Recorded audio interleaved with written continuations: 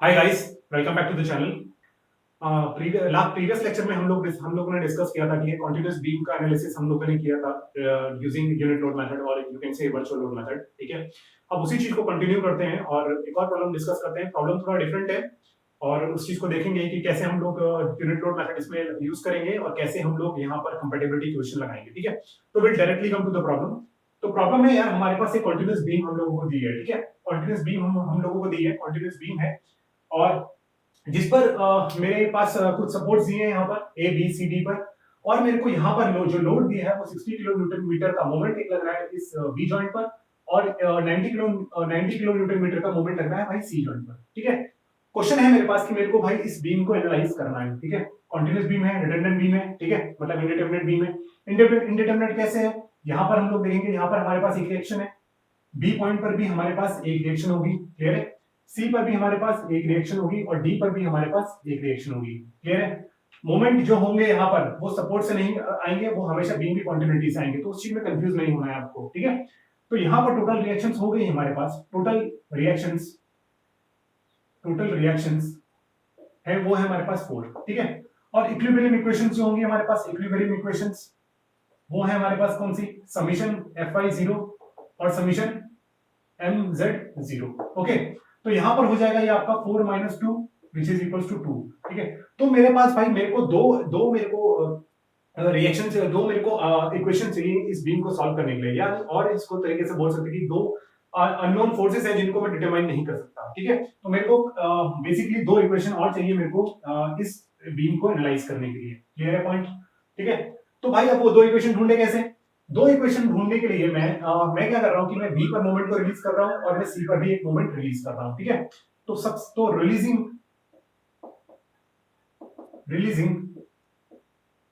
Moment at B and सी।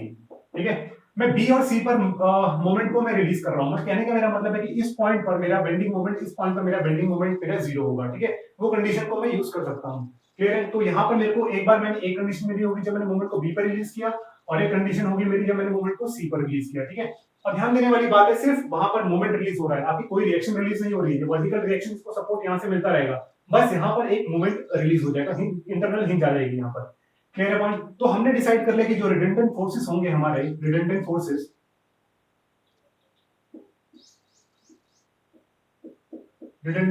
वो होंगे, एक तो हमारा मोमेंट होगा एमबी पर और एक होगा हमारा एमसी पर, क्लियर है पॉइंट।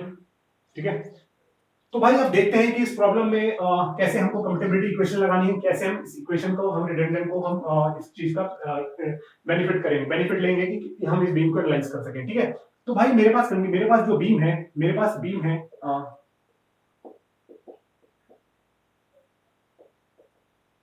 यही बीम है मेरे पास। ठीक है, ध्यान से देखिएगा इस कंडीशन को, क्लियर है। और यहां पर मैंने बोला कि भाई मैं यहां पर क्या कर रहा हूं, मैं मोमेंट को रिलीज कर दे रहा हूं इस इन पॉइंट्स पर, मैंने क्या किया, मोमेंट रिलीज कर दिए। ठीक है, तो अगर मैंने भाई मोमेंट रिलीज कर दिए इस पॉइंट पर, ठीक है, इस पॉइंट पर मैंने यहां पर क्या किया, मोमेंट रिलीज कर दिए। ठीक है, वर्टिकल रिएक्शन मेरी रहेंगी यहाँ पर, तो ये जो बीम बन रही है ये स्टेबल बीम है। ठीक है, ये बीम जो है वो स्टेबल है। ठीक है, अगर यहाँ पे ये दो रिएक्शन नहीं होते तो ये बीम अनस्टेबल हो जाती। ठीक है, तो ये बीम यहाँ पर स्टेबल है, बस यहाँ पर हमने क्या किया कि यहाँ पर दो इंटरनल हिंज हमने लगा दी है। ठीक है, मोमेंट रिलीज कर दिया है। ठीक है, ये कंडीशन होगी हमारी। अब हमको देखना है कि यार अब हम इस रिलीजिंग के बाद इसमें कंपेटिबिलिटी इक्वेशन हम लोग कैसे लगाएंगे। ठीक है, तो कंपेटिबिलिटी इक्वेशन लगाने के लिए जहां पर भी मेरा मोमेंट रिलीज हो रहा है, मोमेंट रिलीज करने का मेरा मतलब है अगर मैंने इस पॉइंट पर मोमेंट रिलीज किया तो दिस ये डिफरेंट तरीके से बेंड हो सकता है, ये डिफरेंट तरीके से बेंड हो सकता है, और ये भी डिफरेंट तरीके से बेंड हो सकता है, क्लियर है पॉइंट। ठीक है, तो अगर मैं देखूं यार, अगर मैं देखूं तो यहां पर मेरे को कुछ जो बेंडिंग मोमेंट, कुछ डिफ्लेक्शन कर्व मिलेगा, वो कुछ ऐसा मिल सकता है, डिपेंड अपॉन द लोडिंग। ठीक है, तो मेरे पास यहां पर अगर मैं देखें हम लोग, तो यहां पर मेरे पास दो थीटा वैल्यू आ रही है, दो स्लोप आ रहे हैं मेरे पास। Let us suppose this is A B C D, तो ये मेरे पास एक है थीटा बी ए। ठीक है, यहां पर एक मेरे पास है थीटा बी सी। ठीक है, अगर ये बीम कॉन्टिन्यूस होती, अगर ये बीम यहां पर मोमेंट रिलीज नहीं हुआ होता, नहीं, तो ये थीटा बी और जो थीटा बी सी था वो बराबर होता। ये कुछ डायग्राम कुछ ऐसे जाता अगर ये बीम यहां, अगर ये मोमेंट यहां पर रिलीज नहीं हुआ था। तो ये मोमेंट यहां पर रिलीज हुआ है, तो यहां पर एक थीटा बी ए है, एक थीटा बी सी है। सिमिलरली यहां पर एक थीटा सी बी रहेगा और एक थीटा सी डी रहेगा, क्लियर है पॉइंट। ठीक है, तो मेरी जो रिलेटिव डिफॉर्मेशन होगी, मेरे पास जो रिलेटिव डिफॉर्मेशन आने वाली है वो आने वाली है मेरे पास कितनी, theta B A plus theta B C. Clear है? ये मेरी रिलेटिव डिफॉर्मेशन होगी, रिलेटिव डिफॉर्मेशन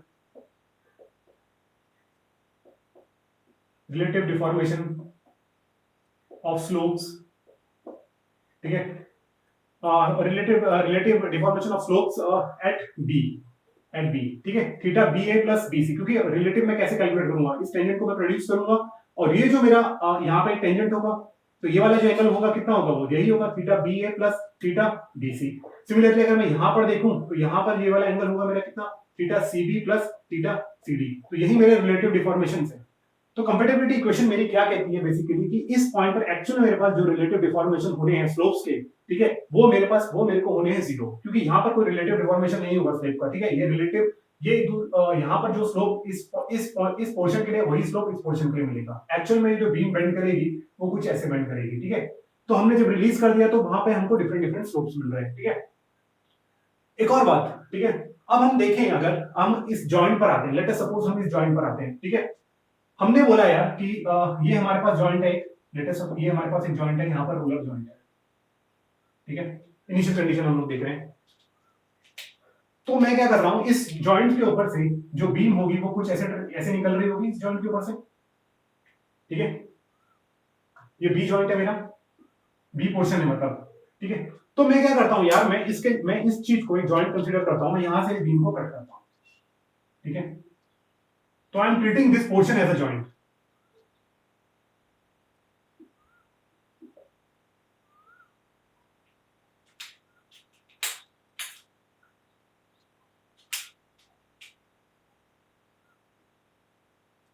क्लियर है? तो ये मेरा एक जॉइंट है। ठीक है, अब मैं इसमें जो इनिशियल कंडीशन है, इनिशियल कंडीशन जो मेरी बोल रही है भाई, वो बोल रही है कि यहाँ पर जो लोड लग रहा है वो लग रहा है मेरा 60 किलो न्यूटन मीटर का। क्लियर है? इन डायरेक्शन क्या लग रहा है, क्लॉकवाइज।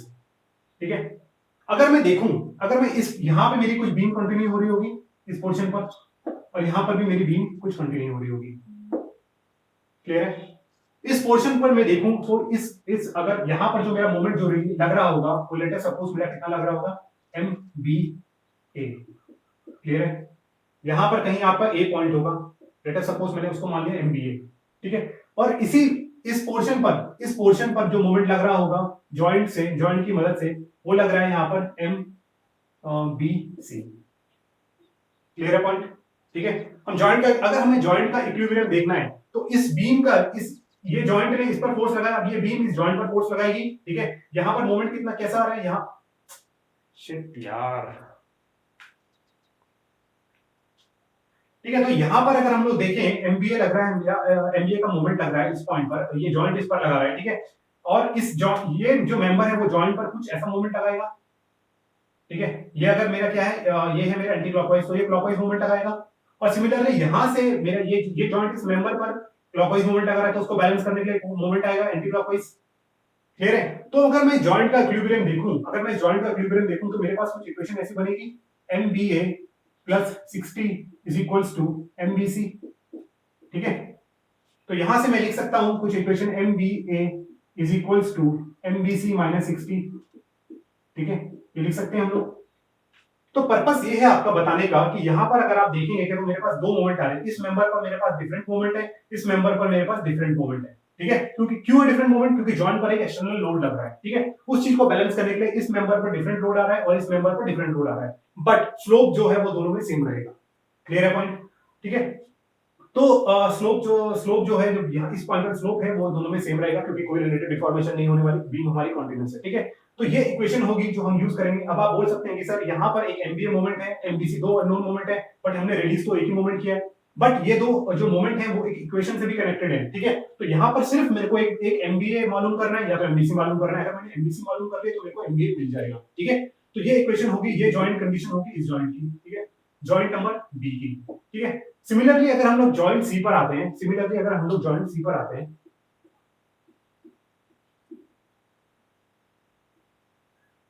ये जॉइंट सी है मेरा।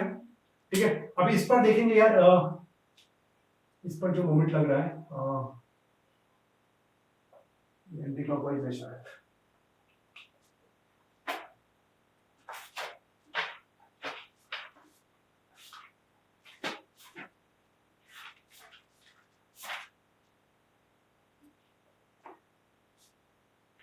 गाइस ये मोमेंट इसका डायरेक्शन थोड़ा सा अलग है, ठीक है।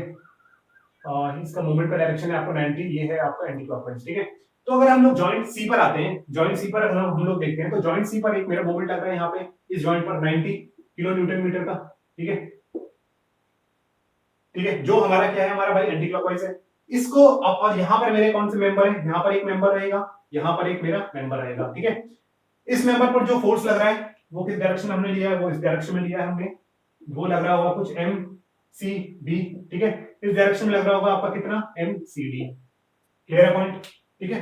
अब उसको बैलेंस करने के लिए जॉइंट में एक मोमेंट लगेगा एंटी क्लॉकवाइज, वो होगा आपका एमसीबी, और यहां से एक एंटी क्लॉकवाइज लगेगा, वो होगा आपका एमसीडी। तो अगर मैं इस जॉइंट का इक्विलिब्रियम देखूं सी जॉइंट का, तो यहां पर मेरे को जो वैल्यू मिलेगी वो मिलेगी मेरे पास MCD plus M plus 90 degree 90 kilo newton is equals to MBC, clear है पॉइंट।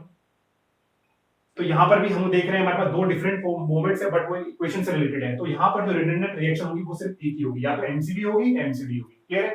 तो भाई अब मैंने क्या किया, अब मैंने क्या किया कि मैंने मोमेंट को यहाँ पर रिलीज कर दिया, ठीक है। मोमेंट को हमने रिलीज कर दिया, तो अब हमको कंपैटिबिलिटी इक्वेशंस बनानी है। ये मेरा एक पर्पस है आपको बताने का कि जॉइंट पर हम कैसे हमारी कंडीशंस हमको मिलेंगे, ठीक है, क्योंकि ये इक्वेशन हमारी जो है वो यूज होने वाली है, क्लियर है पॉइंट, ठीक है। मेंबर पर हमने जो मोमेंट का डायरेक्शन लिया, ये हमने यूनिट इस इन कोऑर्डिनेट्स के डायरेक्शन में ही लिया है, ठीक है। ये चीज आपको ध्यान देनी है। तो भाई अब हम लोग देखते हैं कि यार कंपैटिबिलिटी इक्वेशन हम लोग इस चीज में लिखेंगे कैसे, ठीक है। तो कंपैटिबिलिटी इक्वेशन आप लोगों को ध्यान से देखनी है, ठीक है। तो सबसे पहले हम लोग देखते हैं यार कि हमारे पास एक लोडिंग है, यहाँ पर कुछ लोडिंग लग रही है, ठीक है। और ये लोडिंग जो लगेगी वो मेरे को वो ऑलरेडी क्या कहते हैं इस इन पॉइंट्स पर लगेगी 60 किलो न्यूटन मीटर, ठीक है। और ये लगेगा 90 किलो न्यूटन मीटर, ठीक है। अब आप एक बात समझने की कोशिश करिए, यहाँ पर बहुत इंपॉर्टेंट चीज है समझने के। अगर मेरे पास हिंज इस जॉइंट पर मेरे पास अगर मोमेंट लग रहा है यहाँ पर, और वो हिंज है मेरा इंटरनल हिंज है, यहाँ पर मेरा इंटरनल हिंज है और वो मोमेंट है, तो इस बीम पर कोई भी रिएक्शन ट्रांसफर, इस बीम पर कुछ भी एक्शन नहीं होने वाला है, ठीक है। अगर मैंने इस पॉइंट पर मोमेंट जीरो करे तो इस मोमेंट का इन बीम्स पर कोई भी इफेक्ट नहीं पड़ेगा, ठीक है। कहने का मेरा मतलब है कि लेफ्ट से सपोज ये एक मेरा मेंबर है, एक बीम ये है मेरी, दिस इज ए बी, ठीक है। और ये एक बीम है मेरी बीसी, ठीक है। और मैं बोल रहा हूं कि भाई मैंने जॉइंट पर यहां पर मैंने इंटरनल हिंज लगा दिए, ठीक है। इंटरनल हिंज, ठीक है।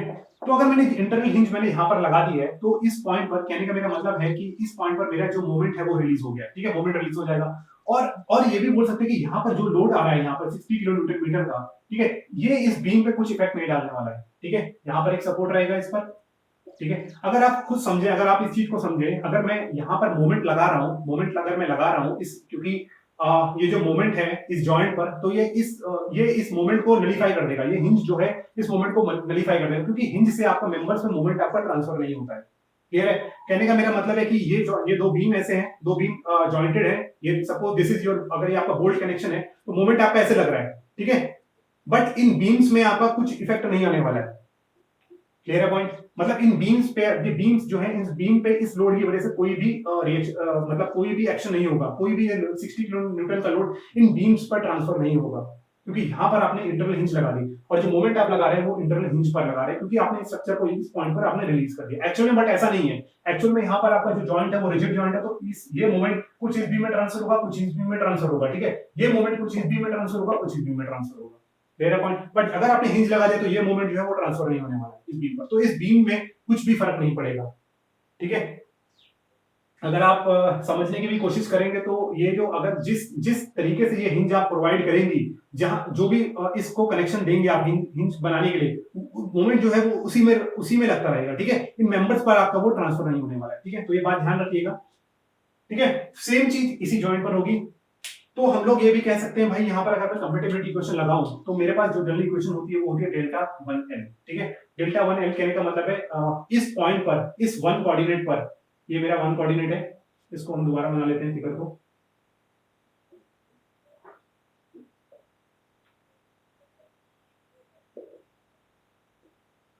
यहाँ पर मैंने हिंज लगाया, इस पॉइंट पर हिंज है, ठीक है।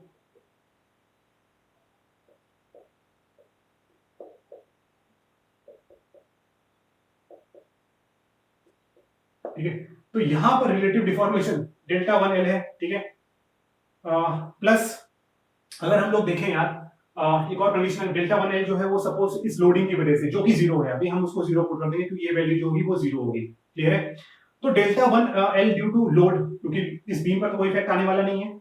उसके बाद अगर हम लोग देखें यार, इस पॉइंट पर जो मेरा मोमेंट है, यहाँ पर एक मोमेंट भी लग रहा होगा, यहाँ लेट अस सपोज यहाँ पर एक थीटा एंगल लग रहा है, इस थीटा को हम लोग लेते हैं थीटा BA1, ठीक है।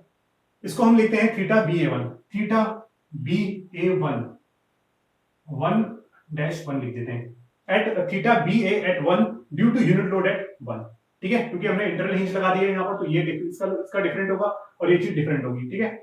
और इस पॉइंट पर जो लेटर मेरा यहाँ पर जो मेरा मोमेंट लग रहा है वो कितना है मेरा भाई MBA, तो मैं इसको क्या करूंगा मल्टीप्लाई बाय MBA कर दूंगा, ठीक है।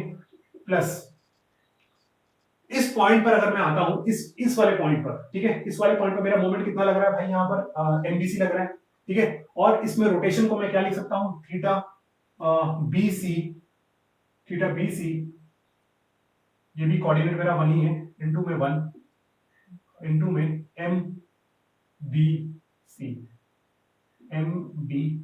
ये लिख सकते हैं इस इक्वेशन को। जो मोमेंट, इस पर जो लोड आएगा, इस पर जो रोटेशन आएगा वो इस मोमेंट के कारण भी आ सकता है, ठीक है। इस मोमेंट के कारण जब मैं यूनिट लोड इस पॉइंट पर लगाऊंगा तो ये बीम भी कुछ रोटेट कर सकती है, ठीक है। ये वाला पॉइंट ये रोटेट नहीं करेगा क्योंकि ये मोमेंट यहाँ पे ट्रांसफर नहीं होगा, ये जो मोमेंट यूनिट मोमेंट है वो सिर्फ इतने पोर्शन ऑफ बीम को ही इफेक्ट करने वाला है, इसको इफेक्ट नहीं करेगा, इसको इफेक्ट नहीं करेगा, ठीक है। ये जो मोमेंट है वो सिर्फ इस बीम को इफेक्ट करेगा, ये वाला जो पोर्शन है वो सिर्फ इस बीम को इफेक्ट करेगा। तो इस मोमेंट की वजह से भी यहाँ पर कुछ रोटेशन हो सकती है, तो मैं उस चीज को लिख रहा हूं मैं plus theta BC at 1 due to unit load at 2, और इसको मैं मल्टीप्लाई करूंगा, कितना मोमेंट है वहां पर आपका MCB, क्लियर है पॉइंट, ठीक है। तो रिलेटिव डिफॉर्मेशन इस पॉइंट पर जो मेरी टोटल रिलेटिव डिफॉर्मेशन होगी वो ये इसका इस पूरे का सम होगा, ठीक है, जो सिर्फ ये रिडंडेंट फोर्सेस की वजह से लग रही है, बाकी लोड की वजह से तो जीरो है, जो रिडंडेंट फोर्सेस की वजह से लग रही है ड्यू टू रिडंडेंट फोर्स, ठीक है। तो ये जो मेरी इक्वेशन होगी, ये इक्वेशन होगी मेरी, क्योंकि रिलेटिव डिफॉर्मेशन उस पॉइंट पर तो है नहीं कुछ, ये जो वैल्यू टोटल वैल्यू आएगी है मेरी delta this is equals to 0, तो भाई एक कंडीशन तो मेरे को यहां पर ये मिल गई है, क्लियर है। सिमिलरली अगर मैं इस पॉइंट पर आता हूं, सिमिलरली अगर मैं इस सी जॉइंट पर आता हूं, तो सी जॉइंट पर अगर हम लोग देखें, थोड़ा ध्यान से समझिएगा इसको, ठीक है, सेम ही चीज है,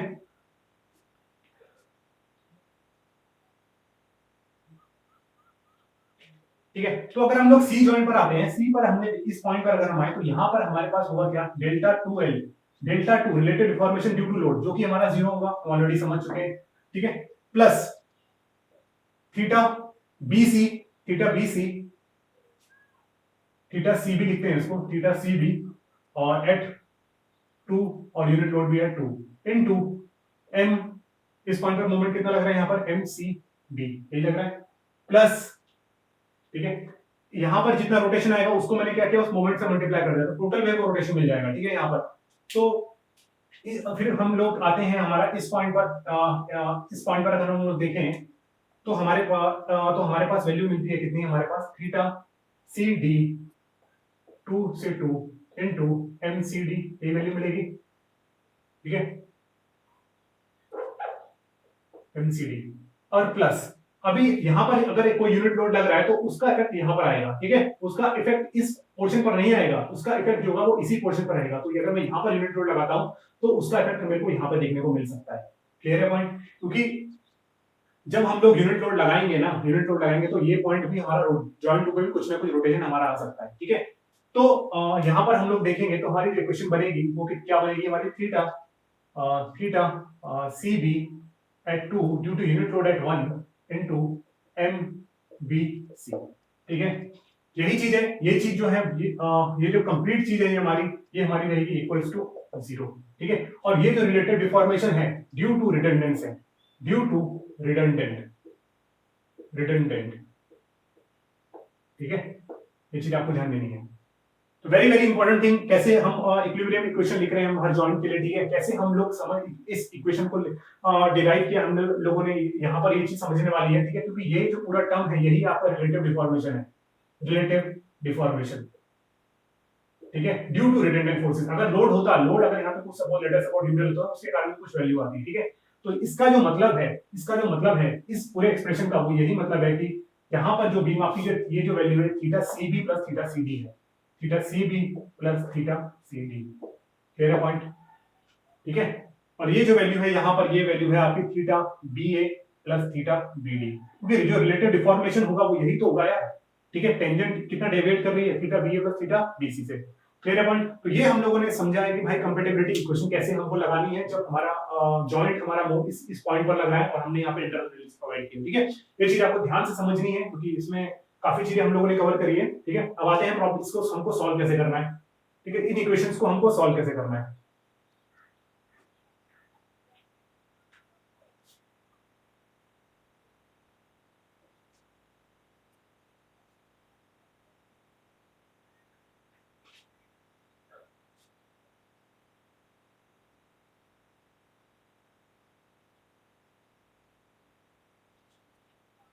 ठीक है, तो भाई सबसे पहले मैं आता हूं भाई, मुझको थीटा बी ए कैलकुलेट करना है, ठीक है, थीटा बी ए कैलकुलेट कर रहे हैं जब मैं यूनिट लोड लगाऊंगा 1 पर और मेरा कोऑर्डिनेट भी 1 है और मेरे को लोड भी मैंने 1 पर लगाया है, तो कहने का मेरा मतलब है कि मैंने जो मैंने बीम कंसीडर करी है अभी जो थीटा बी ए के लिए, थीटा बी ए, ठीक है, इसके लिए जो मैंने बीम कंसीडर करी है वो यही बीम कंसीडर करी है,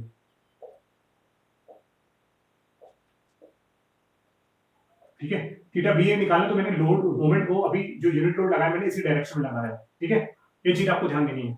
तो भाई अगर मेरे को थीटा बी ए कैलकुलेट करना है तो ये थीटा बी ए अगर मेरे को कैलकुलेट करना है तो, और यहाँ पर मेरे क्या है भाई इंटरनल हिंज लगे, ठीक है, इंटरनल हिंज भी लगे, तो मेरे को क्या करना पड़ेगा, अगर मेरे को थीटा बी ए कैलकुलेट करना है, जनरली हम क्या करते हैं डेल वन वन जब हम कैलकुलेट करते हैं तो क्या करते हैं, समीशन m1 में dx ओवर में ei which is equals to summation m1 square dx over में ei, क्लियर है।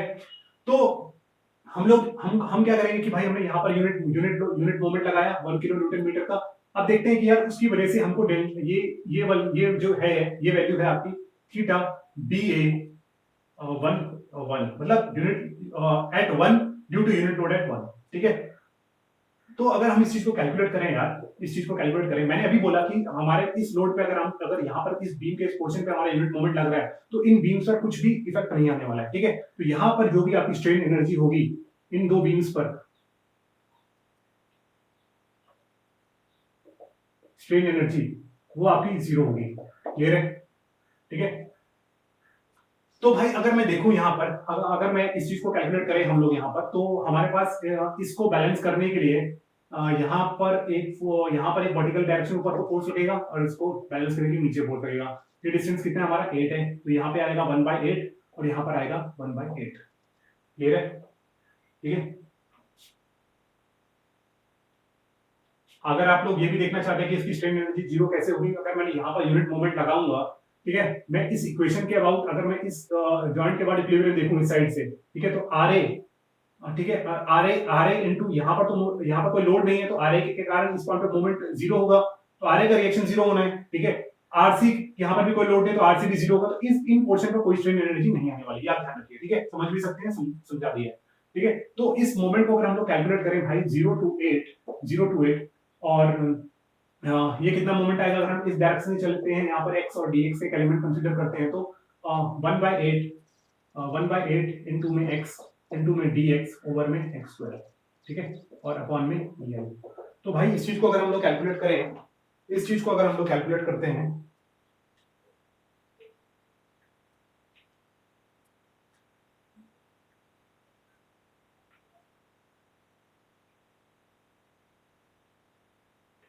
तो हमारे पास वैल्यू आती है भाई 2.667 ओवर में ई आई, ये है हमारा क्या, ये है हमारा थीटा बी ए 1 ठीक है, ये चीज हमने क्लियर कर ली है।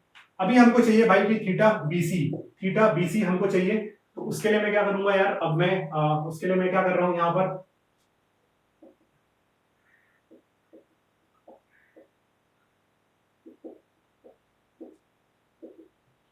मैं इस पॉइंट पर मूवमेंट लगा रहा हूँ, ठीक है। यहाँ पर मेरा इंटरनल हिंज है, इंटरनल हिंज से मैं जस्ट थोड़ा सा दूर एक मूवमेंट लगा रहा हूँ, हिंज पर नहीं लगा रहा हूँ, इंटरनल हिंज से इस वाले मेंबर पे लगा रहा हूँ मैं, ठीक है।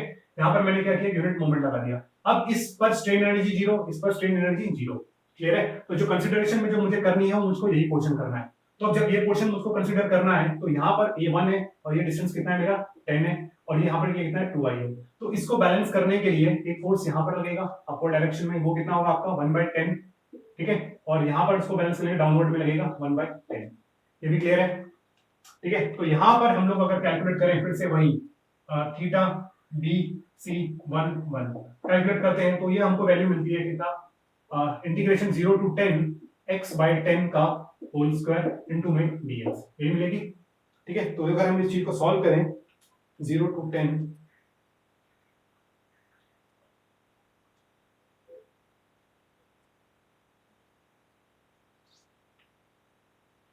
ठीक है, और ये डिवाइड बाय 2ei है, 2ei, तो इसकी जो वैल्यू आती है वो आती है हमारी कितनी 1.667 ओवर में ei।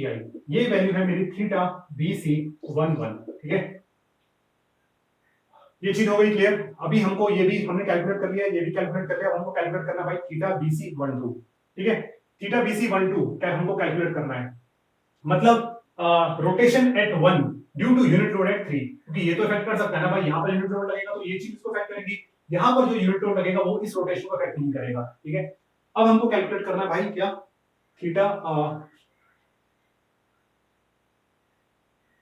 थीटा कैलकुलेट करना है हम लोगों को अभी theta B C two, theta B, उसको किधर कैलकुलेट करें,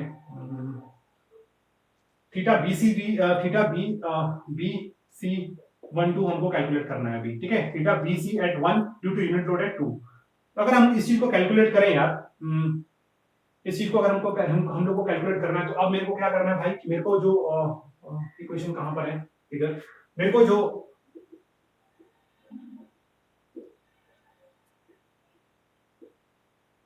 ठीक है, मेरे को जो यूनिट लोड लगाना है वो यहाँ पर लगाना है 1 पर, यहाँ पर तो हिंज है, इस पॉइंट पे भी हिंज है, ठीक है। हिंज से मैं थोड़ा सा लेफ्ट हैंड साइड पे मोमेंट लगा रहा हूँ आपका यूनिट, इस जॉइंट पर नहीं इस मेंबर पर लगा रहा हूँ, तो ये है आपका कितना 1 का मैं मोमेंट लगा रहा हूँ, ठीक है। अब मैंने अगर 1 का मोमेंट लगाया यहाँ पर तो इसको बैलेंस करने के लिए रिएक्शन कितना लगेगा यहाँ पर, सिमिलर ये तो हो गया यहाँ पर 1/10 इस डायरेक्शन में, और ये 1/10 डाउनवर्ड डायरेक्शन में, यही रिएक्शन फोर्सेस आएंगी, ठीक है। इस मेंबर पर कोई स्ट्रेन एनर्जी नहीं, इस पर कोई स्ट्रेन एनर्जी नहीं, ठीक है। तो भाई अगर मुझको रो 12 कैलकुलेट करना है, रो 12, तो हम इसको क्या लिखते हैं भाई, समीशन m12 इनटू में dx ओवर में ei, क्लियर है। मतलब m1 जो होगा वो होगा मेरा जब मेरा मोमेंट इस 2 पर लग रहा है, ठीक है, और m2 जो होगा जब मेरा मोमेंट इस पर लग रहा है, इस 1 कोऑर्डिनेट पर लग रहा है, क्लियर है। यही मतलब है, ये बराबर है आपका कितना, थीटा बी सी 12, क्लियर है, ठीक है। और अगर हम इस चीज को कैलकुलेट करें, इस चीज को अगर हम लोग कैलकुलेट करते हैं तो अगर हम इस चीज को कैलकुलेट करते हैं तो हमको यहाँ पे अगर हम इसको इंटीग्रेट करें, m1 मेरे को कितना मिलेगा, अगर मैं यहाँ से चलूँ इस डायरेक्शन से x से चलूँ, m1 मेरे को मिलेगा आपका कितना 1 माइनस 1/10 इंटू में x, ठीक है। ये क्या है आपका m1 इंटू में सेम डायरेक्शन से चलो अगर, तो यहाँ पर आपका क्या है आपका पॉजिटिव, ठीक है। तो ये कितना होगा आपका m2 1/10 इंटू में x इंटू में dx ओवर में 2ei, ये रहेगा, ठीक है। ये आपका क्या है m2 है, ठीक है, और ये है आपका theta B C 1 due to note 2, ठीक है। तो अगर हम इस चीज को कैलकुलेट करें 0 to 10, ये आपका 1 minus x divide by 10 into में x डिवाइड बाय 10,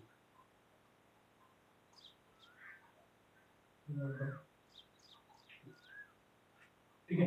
तो ये थीटा BC 12 आता है, थीटा BC 12 आता है आपका कितना 0.833 ओवर में EI, क्लियर है पॉइंट, ये चीज हम लोगों ने क्लियर हो गई हमें, ठीक है।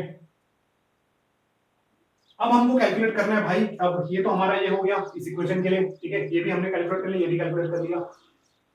थीटा CB22 हमको कैलकुलेट करना है, ठीक है, थीटा CB22 कैलकुलेट करना है हमको, और नेक्स्ट जो है, और उसके बाद थीटा CD2 कैलकुलेट करना है, और ये तो हम ऑलरेडी कैलकुलेट कर चुके हैं, ठीक है।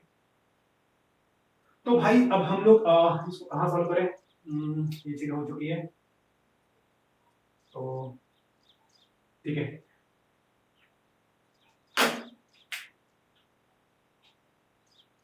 तो हमारे पास अगर हम इस इक्वेशन में वैल्यू रख दें, थीटा बी ए वन वन है जो हमारे पास, थीटा बी ए वन वन, ये जो वैल्यू आई ये आई हमारे पास 2.667 ओवर में ई आई। क्लियर है? Theta B C one, theta B C one one, theta B C one one आया हमारे पास 1.667 ओवर में ई आई। क्लियर है? थीटा बी सी टू आया है हमारे पास, ये चीज आई है हमारे पास कितनी, 0.833 ओवर में ई आई। क्लियर है? तो ये क्वेश्चन तो हो गई हमारी कैलकुलेट।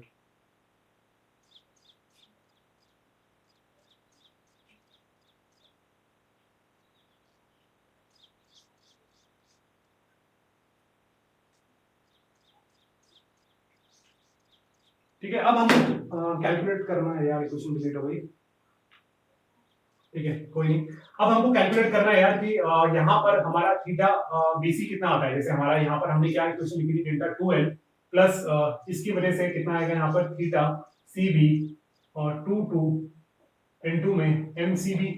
ठीक है, 2 इनटू में कितना रहेगा ये MCD plus theta CB 2 at 2 due to unit load at 1 into MBC, ये इक्वेशन थी। ठीक है, तो अगर हमको भाई अभी हमको कैलकुलेट करना है कि थीटा BCC 2 कितना रहेगा, ठीक है, यूनिट लोड की वजह से। ठीक है, तो अगर हम इस चीज को हम कैलकुलेट करें तो हमारे पास क्या है, बीम है हमारे पास, बीम तो हमारे पास यही बनी है। ठीक है,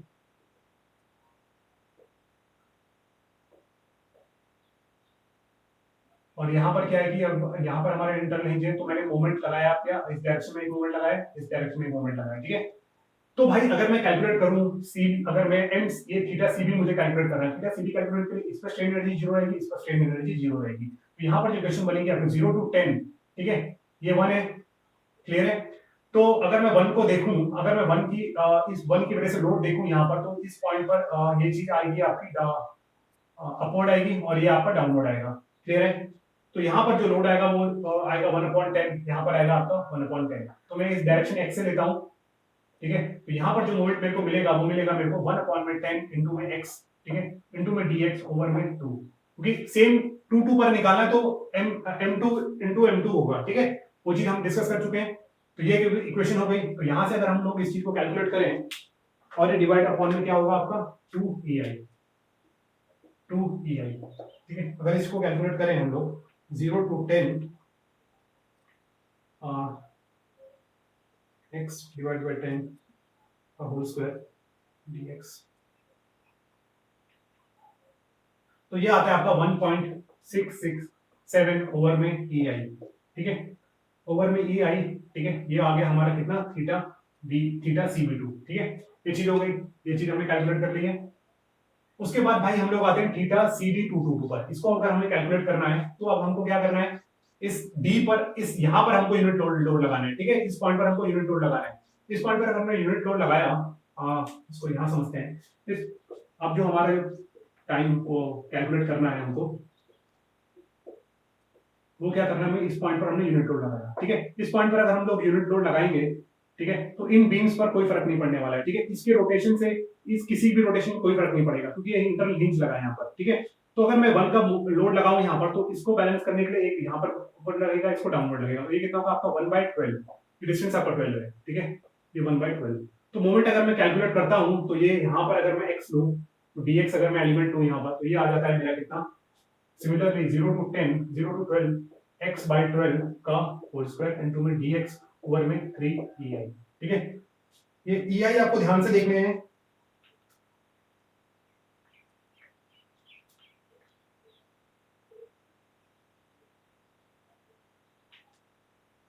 ठीक है, तो ये वैल्यू आती है हमारे पास कितनी, 1.33 ओवर में ei। This is equals to कितना, theta C D two two. Clear है पॉइंट? और थीटा सीबी कितना होगा भाई, थीटा सीबी, अभी ये चीज इंपॉर्टेंट है, थीटा सीबी हमको समझना है ड्यू टू। अब हम लोग ये भी चीज समझ सकते हैं कि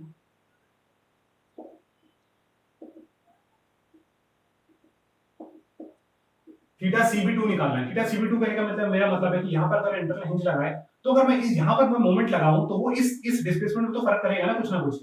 यहाँ इस डिस्प्लेसमेंट को फर्क नहीं करेगा, इसको नहीं फर्क करेगा, बस वो इस पोर्शन को कर सकता है क्योंकि इस बीम का ही पार्ट है ये, ठीक है। तो यहाँ पर अगर मुझको कैलकुलेट करना है तो मेरे को क्या होगा, मेरा 0 to 10, ठीक है, वही होगा m1 m2 ओवर में ei इनटू में dx, ठीक है।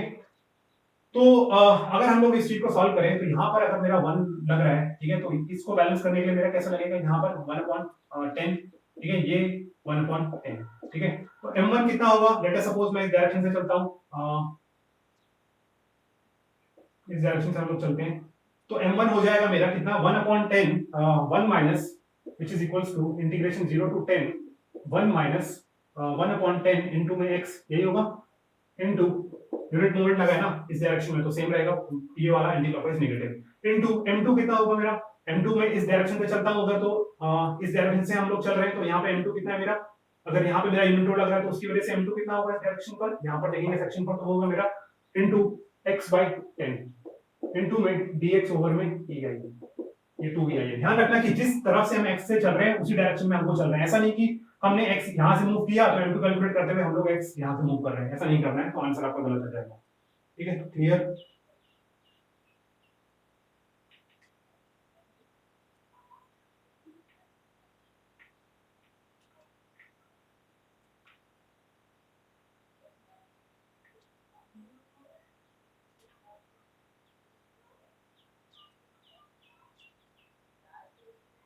तो m1 m2 ये भी हम कैलकुलेट ऑलरेडी कर चुके थे यार, 3 ओवर में ei,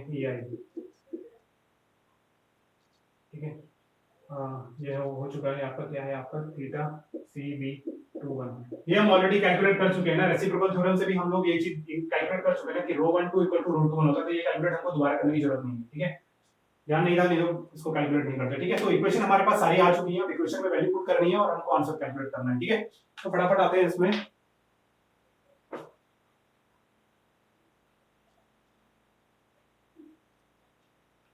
ठीक है। तो थीटा बी है मेरे पास कितना है, थीटा बी है मेरे पास 2.667 ओवर में ei इनटू में क्या होगा मेरा MBA, ठीक है, प्लस थीटा बीसी मेरे पास कितना है 1.667 ओवर में ei इनटू में MBC, ठीक है, प्लस यहां पर कितना है मेरे पास 0.833 ओवर में ei इनटू में MCB इज इक्वल्स टू 0, डेल्टा 1 है तो मेरा 0 है, ठीक है। अब एक इक्वेशन और मैं देख सकता हूं यार, क्योंकि यहाँ पर मेरा जो MBA है, MBA वो है मेरा MBC माइनस 60, तो मैं इसको ऐसे लिख सकता हूँ इक्वेशन को 2.66 EI में हटा देता हूँ, ठीक है, इनटू MBA को लिख सकता हूँ मैं MBC minus of 60 plus 1.667 MBC plus 0.833 MCB equals to 0।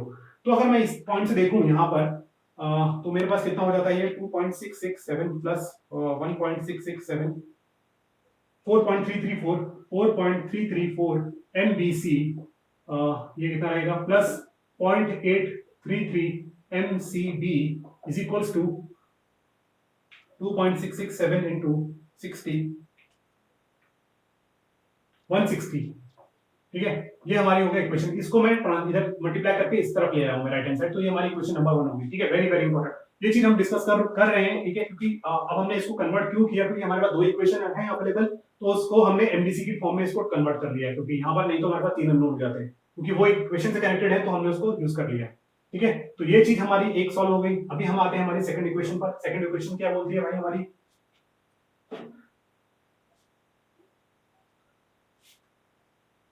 Second equation बोलती है हमारी कि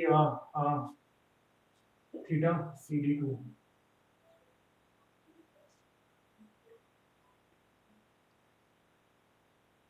थीटा CDD1 कितना कैलकुलेट किए थे अभी हम लोग, थीटा CCD इसको हम कैलकुलेट किए थे 0 to 10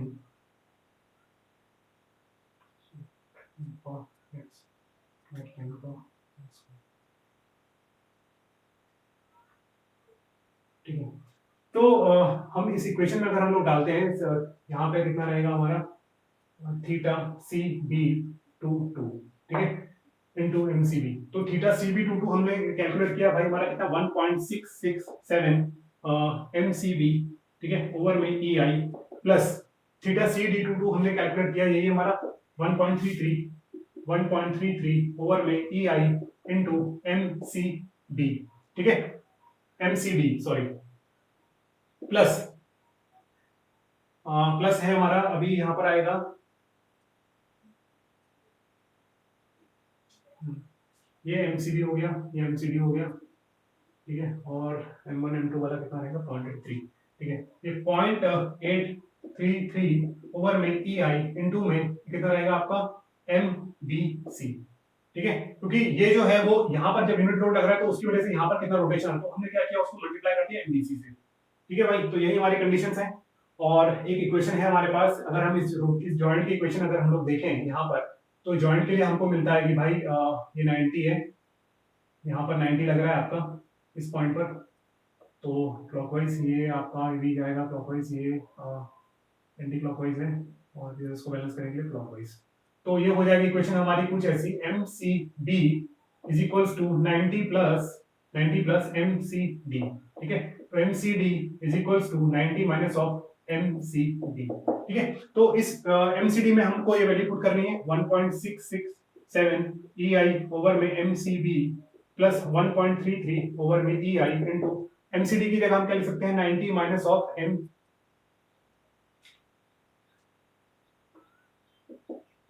ठीक है, M C B minus of 90 ये लिख सकते हैं, plus 0.833 M B C over में ई आई, ठीक है, ई आई से ई आई गया सब कुछ, तो यहाँ पर जो टर्म बची है 1.33 एम सी बी, तो 1.66 प्लस 1.33 ये हो गया आपका कितना 3 M C B plus 0.833 M B C is equals to 1.333 into 90, ये होता है हमारे पास कितना 120, ठीक है, तो भाई तो अब हमारे पास ये दो इक्वेशन आ गई, ठीक है, और इन दो इक्वेशन को अगर हम लोग सॉल्व करें, इन दो इक्वेशन को हम लोग सॉल्व करें, इक्वेशन नंबर 1 और इक्वेशन नंबर 2 को अगर हम लोग सॉल्व करें, तो इसको सॉल्व करना भी इजी है, लीनियर इक्वेशंस हैं, तो फर्स्ट इक्वेशन में हमारे पास वैल्यू कितनी है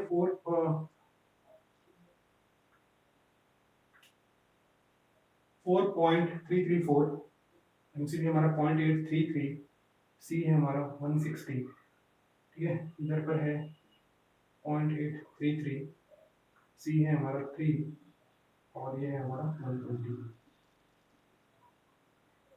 ठीक है, तो भाई यहाँ पर अगर हम लोग वैल्यू देखें, अगर हम लोग वैल्यू देखें यहाँ पर, तो हमारे पास जो एम बी सी आ रहा है, M B C is coming out to be, M B C आ रहा है जो हमारे पास 30.87 किलो न्यूटन मीटर, ठीक है, और M C M C M B C आ गया, एम सी बी जो आ रहा है हमारे पास, वो आ रहा है हमारे पास कितना 31.426 kilo newton metre, clear point, ठीक है, तो ये दो रिएक्शंस हम लोगों ने फाइंड कर ली है, ठीक है, अब ये अगर हमारे पास फाइंड हो गई है तो हम एमबीए भी कैलकुलेट कर सकते हैं और आपका एमबीसी भी कैलकुलेट कर सकते हैं, ठीक है, तो फटाफट अगर हम इसको कैलकुलेट करते हैं तो एमबीए हो जाएगा मेरा कितना, एमबीए हो जाएगा मेरा कितना, एमबीए विल बी, अगर हम लोग इसको सॉल्व करें,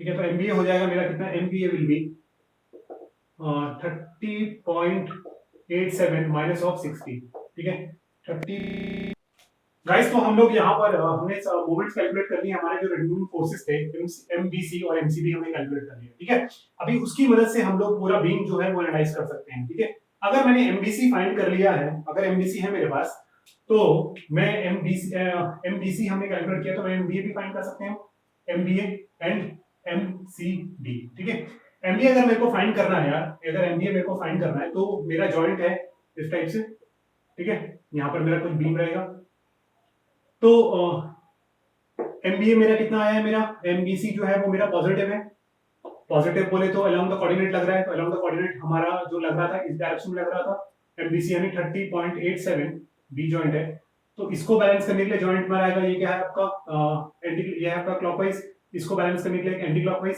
और एक एक्सटर्नल लोड लग रहा है जॉइंट पर 60 का, ये कितना है आपका 30.87 एमबीसी, ठीक है, तो यहाँ पर हमारा कितना लगेगा, इसको हमने लिया था एमबीए, और ये अगर हमारा क्या है, ये है हमारा अगर एंटी क्लॉकवाइज, ये है अगर हमारा एंटी क्लॉकवाइज, तो ये यहाँ पर लगेगा हमको क्लॉकवाइज। ठीक है, तो हमारी इक्वेशन जो कुछ थी M B A plus 60 is equals to क्या था हमारा एम बी सी। ठीक है, तो ये कितना हो जाएगा हमारा एमबीए हो जाएगा हमारा कितना एमबीसी माइनस 60, एमबीसी कितना हमारा 30.87 माइनस ऑफ 60। इस चीज को अगर हम लोग कैलकुलेट करते हैं तो हमारे पास वैल्यू आती है 30.87 minus of 60 which is equals to 29.3। तो एमबीए जो आता है वो हमारे पास आता है 29.13। सिमिलरली हमारे पास इक्वेशन थी एमसीडी इक्वल्स टू, यहाँ पर अगर हम लोग देखें इस जॉइंट पर हम लोग आते हैं सी पर, तो एमसीडी हमारा कितना था और 31.426 बोले तो इस डायरेक्शन में, ये हमारा बी कोऑर्डिनेट का डायरेक्शन था 31.426। एक्सटर्नल भी लग रहा है यहाँ पर एक एंटी क्लॉकवाइज 90 का। ठीक है, और ये हमारा क्या एंटी क्लॉकवाइज, तो इसको बैलेंस करने के लिए क्लॉकवाइज लगेगा, जॉइंट पर लगेगा 31.426। और यहाँ पर एक हमने ये लिया था हमारा क्या एमसीडी, तो ये हमारा क्लॉकवाइज है तो इसको एंटी क्लॉकवाइज। ठीक है, तो ये कितना हो जाएगा हमारा 90 plus MCD is equals to 31.426। ठीक है, तो MCD यहां से निकल के आता है हमारा कितना 31.426 माइनस ऑफ 90, ये आता हमारा कुछ 58.7574। ठीक है, तो ये हमारे जो हमारा मूवमेंट आ गया हमारा MCD MBA और MBC MCB। ठीक है, तो एक बार इसका इक्विलिब्रियम देखते हैं हम लोग, इक्विलिब्रियम बनाते हैं कि कैसे हमको इसको सॉल्व करना है, इसकी जरूरत नहीं है। MBA आ गया हमारा कितना 29.13 और MCD है हमारा माइनस ऑफ 58.574। ठीक है, MBA भी निगेटिव है। ठीक है, तो भाई अब हम आते हैं, सबसे पहले हमको कैलकुलेट करना है इस एंड पर तो मोमेंट हमारा जीरो होगा। ठीक है, यहाँ पर भी जीरो, यहाँ पर भी जीरो। तो अब हमको आरए रिएक्शन कैलकुलेट करना है यार, आरए रिएक्शन कैलकुलेट करना है ना मेरे को, तो आरए के लिए मैं क्या करता हूँ, ये मैंने एलिमेंट कंसीडर किया है, this is our beam, this is A, this is B joint.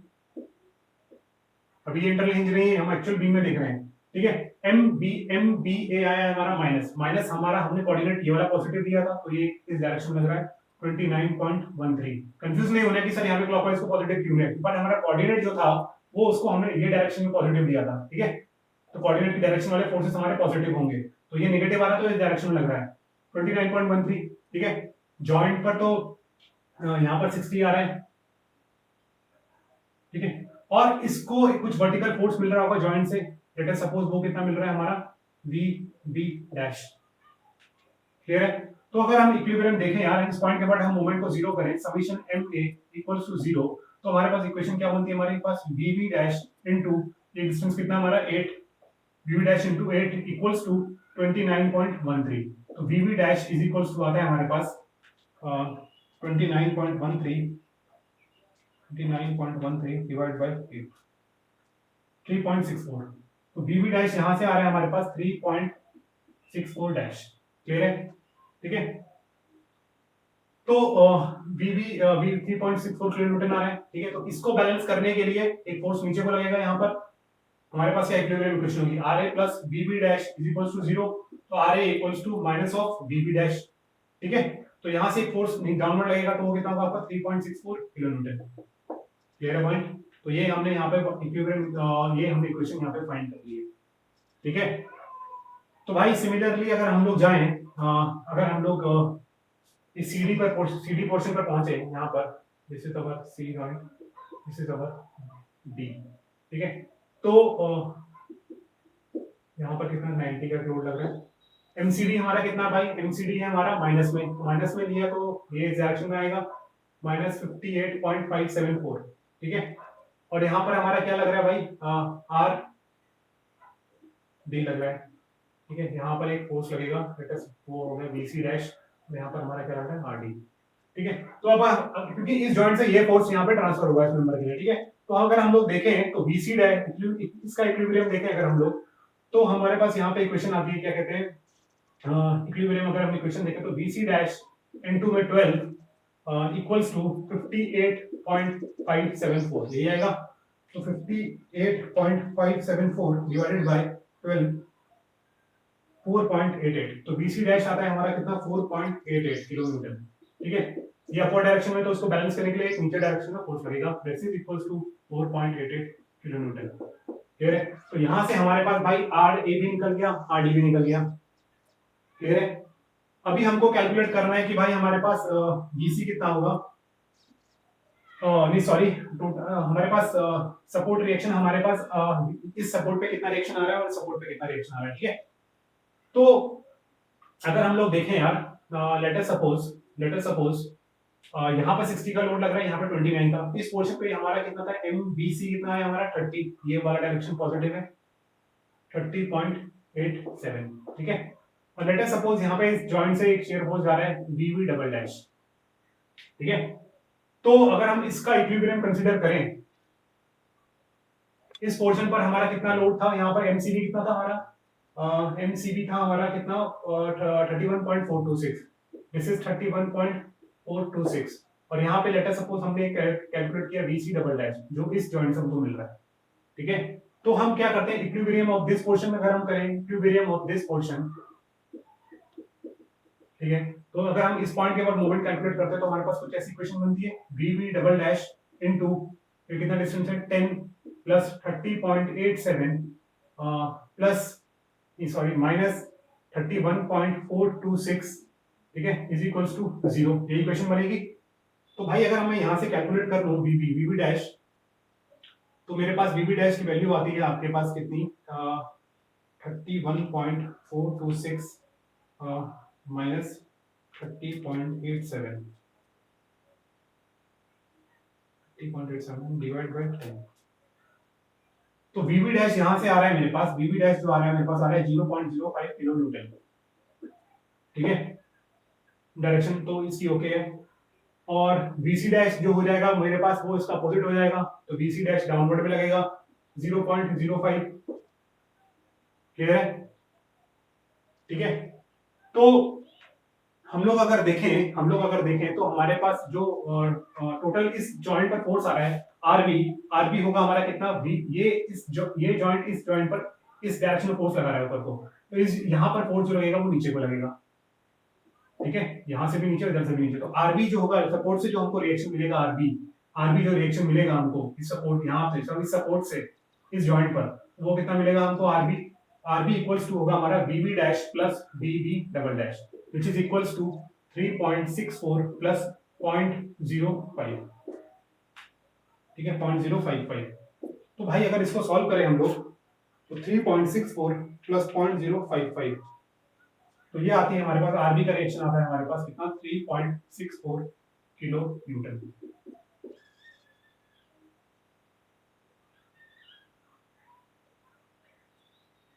Three point six four plus 0.055 3.69 kilometre. ठीक है, सिमिलरली अगर हम लोग यहाँ से अगर हम लोग कैलकुलेट करें तो हमको क्या मिलता है, यहाँ पे नेट अपवर्ड मिलेगा, उसको बैलेंस करने के लिए सपोर्ट से नीचे की तरफ से रिएक्शन आएगा, तो यहाँ पर हमको कितना मिल रहा है। ठीक है, अगर हम सी जॉइंट पर आते हैं, अगर हम लोग आते हैं तो आरबी का तो हमको यहाँ से रिएक्शन मिल गया भाई, आरबी हमारा कितना है, यहाँ से अपवर्ड रिएक्शन लग रहा है जॉइंट पर। ठीक है, इसका डायरेक्शन अपवर्ड है। अगर हम इस जॉइंट पर आते हैं तो BC हमारा नीचे है, BC के कारण एक फोर्स ऊपर को लगेगा 0.005 0.055, ये हमारा सी जॉइंट है। ठीक है, ये BC कितना है हमारा 4.88 है।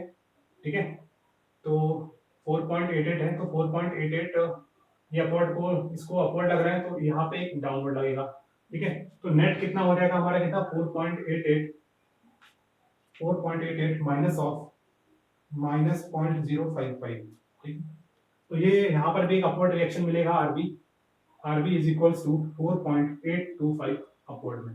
क्लियर है, क्योंकि ये डाउनवर्ड जा रहा है तो इसको बैलेंस करने के लिए अपवर्ड आरबी लगेगा सपोर्ट से।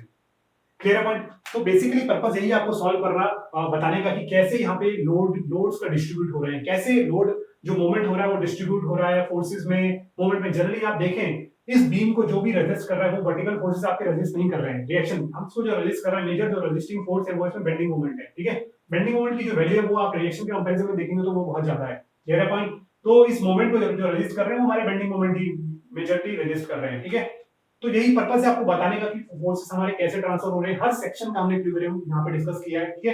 तो आप देखेंगे तो आपको कोई कंफ्यूजन नहीं होने वाला। तो आर ए कैलकुलेट हो गया भाई, आर बी कैलकुलेट हो गया, और हमारा क्या कहते हैं आरसी कैलकुलेट हो गया है, और हमारा ये भी कैलकुलेट हो गया है, ठीक है। तो आप देखेंगे कि ये दो फोर्सेस जो बराबर होंगे इन दो फोर्सेस के।